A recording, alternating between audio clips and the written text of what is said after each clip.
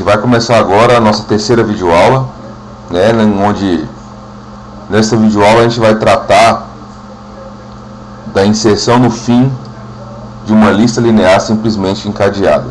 Nas duas aulas anteriores eu expliquei sobre a alocação estática, alocação dinâmica, depois eu falei sobre inserção no início de uma lista, e agora a gente vai para a inserção no fim de uma lista linear simplesmente encadeada, beleza? Então, como sempre, nós temos aí a estrutura da nossa lista, né, onde a gente vai testar. Geralmente eu procuro verificar sempre dois estados da lista, se eu efetuar uma inserção ou uma remoção, eu sempre verifico se ela está vazia ou se ela não está vazia. Tá? Então, aqui, como já explicado na aula 2, é a declaração de uma estrutura do tipo nó, onde tem o campo informação e a referência para um tipo nó que a gente chamou de próximo, né? E aqui eu tenho o código: inserir no fim de uma lista linear simplesmente encadeada. Então esse procedimento de inserir no fim, eu recebo a lista e o valor que eu quero inserir nessa lista, né? Tenho o código pronto aqui, onde eu tenho um P e um P novo. Vou explicar depois por que eu tenho duas referências de nó aqui. Aí eu faço uma verificação. Se a lista for null, eu executo a tarefa de inserir no início. Se ela não for nula, eu executo esse outro procedimento. Mas peraí, professor, por que se a lista for nula eu insiro no início? Bem, vamos pensar junto comigo? Se a lista for nula, ela está vazia, não tem elemento nenhum. E se você inserir no início de uma lista vazia, é a mesma coisa de inserir no final dela, não é não? Então a gente já usa o procedimento que nós criamos anteriormente. Fica muito mais fácil do que eu ter que colocar aquele código de novo todo ali dentro. Então eu já tenho aqui, se ela for nula, eu já chamo esse procedimento, e esse procedimento é o responsável por efetuar a inserção, sem eu me preocupar em colocar todas aquelas linhas de código novamente, beleza? Então, no primeiro caso nós vamos entrar, essa parte amarela vai ser a parte executada. Aí ele verifica. Nesse primeiro caso, ele está testando uma lista nula. Essa lista aqui é nula? É. Então ele entra no if e vai para o procedimento inserir no início, que é ele para a execução daquele procedimento inserir no fim e já começa o procedimento de inserir no início. Então, caso a lista seja vazia, chamar a função de inserir no início. Então a lista está desse jeito lá na memória. Ela está uma lista vazia, ou seja, ela aponta para null. Aí ela está assim. Quando eu começo a executar, ele para a execução aqui e entra no inserir no início, né? Então a lista estava desse jeito na memória. A primeira linha, eu aloco um novo nó. Está alocado aqui o novo nó, então ele veio e alocou meu nó aqui, meu chamado P novo, né? P novo no campo próximo aponta para onde a lista está apontando. Lista agora aponta para P novo. P novo no campo dado recebe valor. Acabou, está efetuada a inserção no início. Então essa parte do código já foi executada com sucesso, né? Então esse era o procedimento se a lista fosse vazia. Mas e se a lista não fosse vazia? Qual o código que seria executado? Então eu já peguei uma lista aqui um pouco mais completa, né, com muito mais elementos. Então se a lista não estiver vazia, ela estiver com mais elementos, mais ou menos na configuração que ela encontra agora, eu executo o restante do código, né? Na primeira parte foi só dentro do if, e agora eu vou executar a parte que está dentro do else. Então, a primeira coisa que ele faz, nesse caso, gente, é o seguinte. Para inserir no fim de uma lista, eu sou obrigado a percorrer essa lista inteira. Por quê? Porque a minha lista aponta sempre para o primeiro nó. Quando a gente está tratando de uma lista linear simplesmente encadeada, ela aponta sempre para o primeiro nó. e o primeiro, por sua vez, para o segundo, para o terceiro, para o quarto, e assim sucessivamente. Então, qual é a única característica que o último nó tem que os outros não têm? Se você reparar, o que diferencia o último nó de todos os outros é o campo próximo dele. Então, como que é assim? O primeiro nó, ele, na sua estrutura, na sua essência, ele é igual ao segundo, que é igual ao terceiro. Porque eu tenho um campo dado aqui, um campo de informação, e um campo de endereço, onde esse endereço contém a referência do novo nó. Esse nó, por sua vez, tem um campo de informação e um campo de referência, que contém a referência para um novo nó. Esse nó que tem o valor 25, ele também tem um campo de informação, que é onde armazena o 25, e um campo de referência, que é o próximo, que aponta para a referência de um novo nó.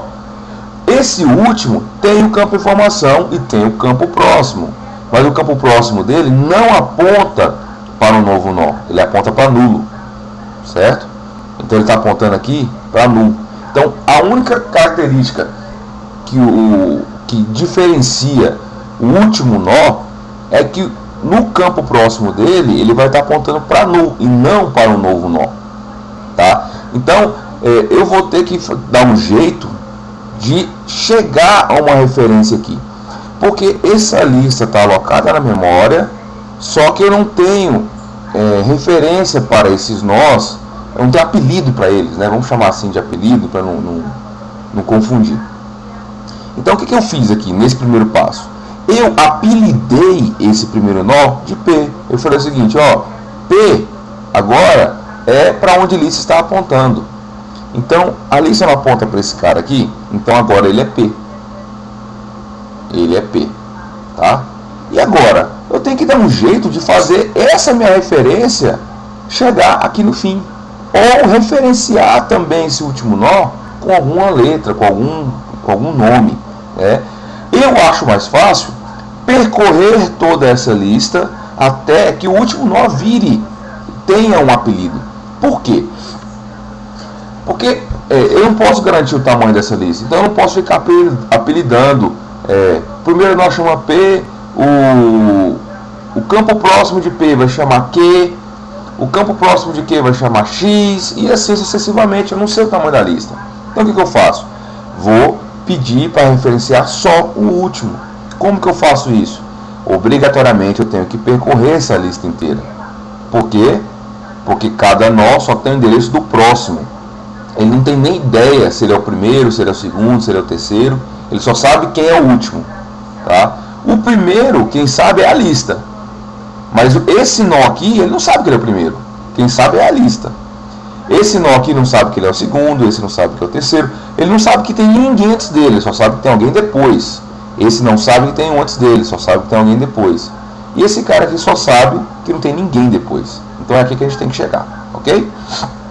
Então, quando eu faço essa referência aqui, P recebe asterisco lista, eu estou dizendo que para onde ele se está apontando, ele é uma estrutura do tipo LLSE, tá vendo?